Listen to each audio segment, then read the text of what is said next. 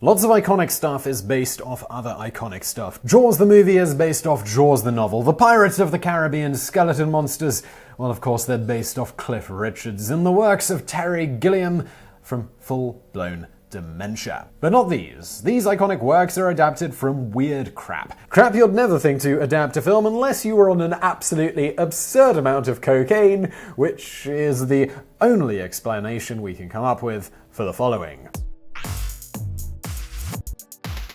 Number 10. The Producers from 2005. Moviegoers could be forgiven for being a little confused about 2005's The Producers, an adaptation of the Broadway musical of the same name. Or was it an adaptation of the 1968 Mel Brooks film? Or both? Well, who knows. The 2005 film is a rare successful example of a recursive adaptation. That is, an adaptation from medium A to medium B, which was originally adapted from medium A. The 1968 film was adapted into a Broadway musical, which was then adapted back into a film in 2005. The producers of the 2005 film never even looked at Brooks's original. It was wholly an adaptation of the musical, which had been running since 2001. It was a great adaptation, but if it gets adapted back into a stage play based solely on that, then we think the fabric of reality might start to get just a touch wobbly. Number 9. An Inconvenient Truth. After his defeat in the 2000 presidential election, Al Gore returned to a topic that had fascinated him for years: global warming. He finished compiling a slideshow on the subject that he had started years earlier, and he took it on the road, giving his presentation to hundreds of audiences over several years. In 2005, the presentation was seen by Laurie David, a television producer and a part-time environmental activist who somehow got the ball rolling on convincing Gore to turn it into a movie. Now, Gore was very passionate about his subject, but was not exactly known as a dynamic speaker. Yet, instead of getting, say, The Rock to narrate, he chose to do it himself. The 2006 film An Inconvenient Truth is largely just a filmed version of Gore's presentation, making it the only film we can think of to be adapted from a lecture. We won't argue with the potential importance of its message, but we will argue that its success was probably singular and that adapted lectures do not need to become a regular thing. Number 8. Adaptation. Ask any screenwriter to adapt a narrative-free rumination on orchid poaching and life, Susan Orlean's The Orchid Thief, and you'll likely end up with pages and pages of unusable garbage and a screenwriter hanging by his neck in the closet.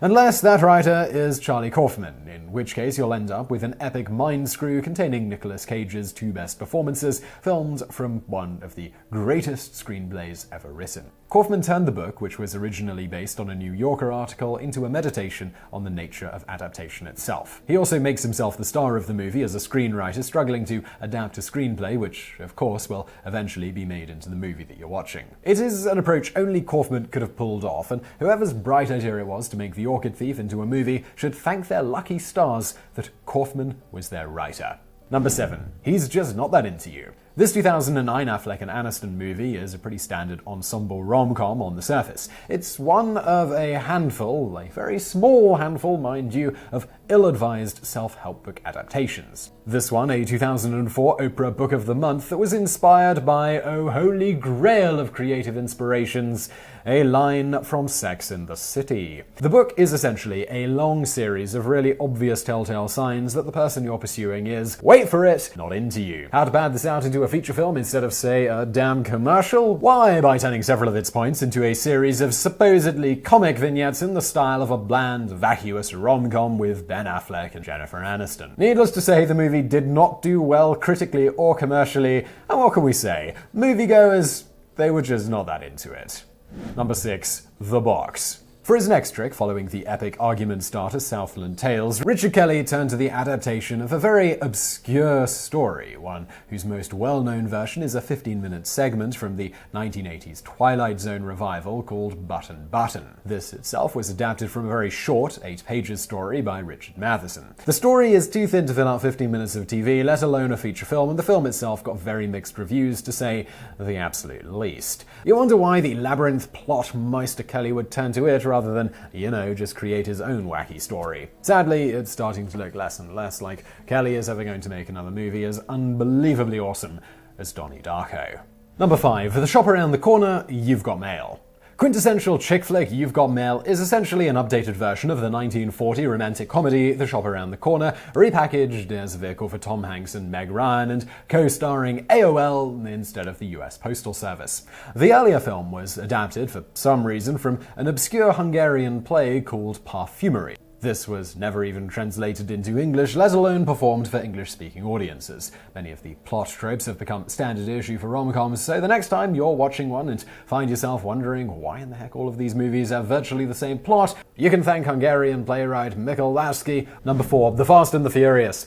Vin Diesel's surprise hit from 2001 was loosely based on a Vibe magazine article about illegal street racing titled Racer X. The 1999 article chronicled the underground drag racing scene, which had been spreading throughout Southern California in the early 1990s. While we suppose a movie about the scene makes sense, we're surprised there was apparently no other source material to adapt. For that matter, we're surprised an adaptation was even necessary. The Fast and the Furious spawned a ridiculous series of movies that are still going strong to this very day, almost like an engine of some kinds, but that feels like a cheap metaphor. Number 3. I Know What You Did Last Summer.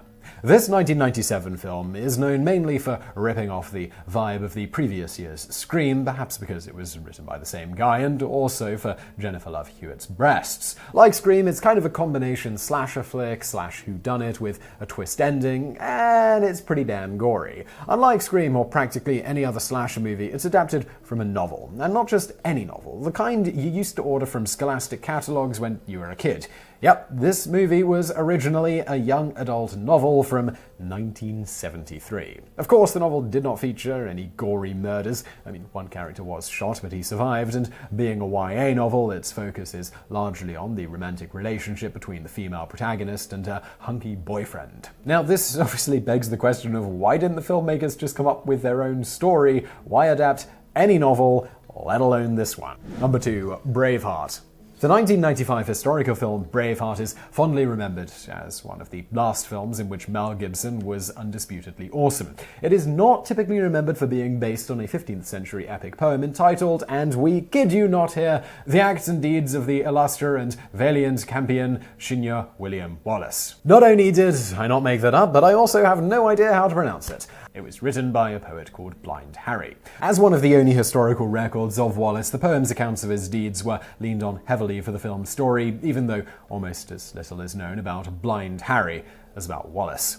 Number 1. Live Free or Die Hard. The Die Hard films have a history of adapting weird crap, but none this weird. The 2007 installment takes its premise from a 1997, timely, article in Wired magazine by John Carlin. The article describes war games of the sort meant to anticipate and respond to an information attack, the type that wouldn't be possible for several years. Originally set to be adapted into a film in 1999 as its own entity, the project stalled until it was absorbed, like so many other things, by the Die Hard franchise. The PG-13 rated film notoriously failed to please fans, or anyone else really, with its bloodless violence, its neutered dialogue, and its absurd explosions. Fortunately, the 2013 installment, A Good Day to Die Hard, is rated R, and get ready for this, is not an adaptation of anything but an original story for the first time in franchise history. So I really hope you found that video interesting. If you did, please do hit that thumbs up button below, and don't forget to subscribe. If you're looking for something else to watch right now, also some videos from the archives linked to on the screen now. And as always, thank you for watching.